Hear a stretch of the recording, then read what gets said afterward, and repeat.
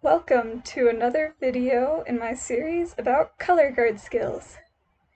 This episode, we're doing cones. So, the basics of how to do a cone, you want to start with your left hand on the bottom end cap, and your right hand underhand on the tab. You want to start in a slam. So this should just be like you're wearing a seatbelt across your body. This is how you start your cones. For the first count of your cones, you're going up. You should be pointing directly out from your body. Your hand that's on the base cap should be at your belly button, and your hand that's on the tab should be still in the same place, with your arm all the way stretched out in front of you so that you're pointing out in front of you. Like you're like, hey, look, there's a bird over there. So from our starting slam, our first count is just 1.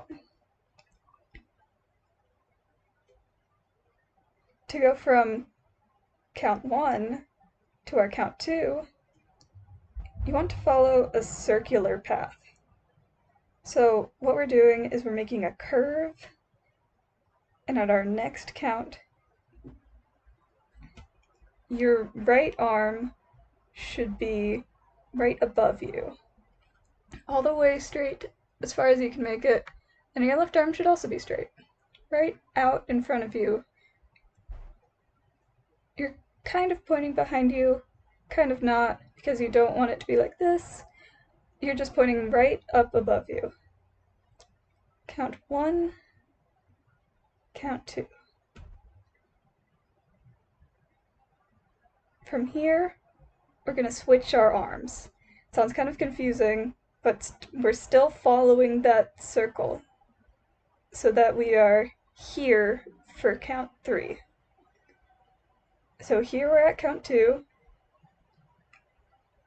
Your arm is up, your arm is parallel to the ground.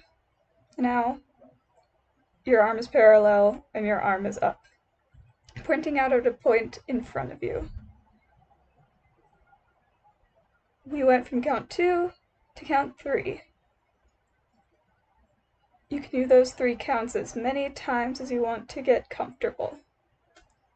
1, circle around to 2, switch your arms to 3.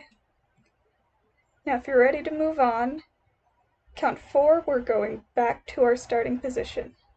So you're going to take a circle around back to the slam you started at. So we're out for 3, and then circle around to count 4. You want to basically just make a full circle that sweeps over your toes and go back to slam. As you notice, my hands are in the same place that they started out. There's no flipping or moving of them. They're staying exactly as they are. It's important to keep it that way, as moving your hands may mess up how the cone ends up looking. As you get more comfortable with the points we want to hit with the cones, you can start to make it more fluid between the points. Notice I'm still keeping it very wide, very open, still hitting all of our 4 points, but it looks more, I'm drawing a circle above me and a circle below me. So that's very important to think about. And you can go faster, but that just makes it more difficult.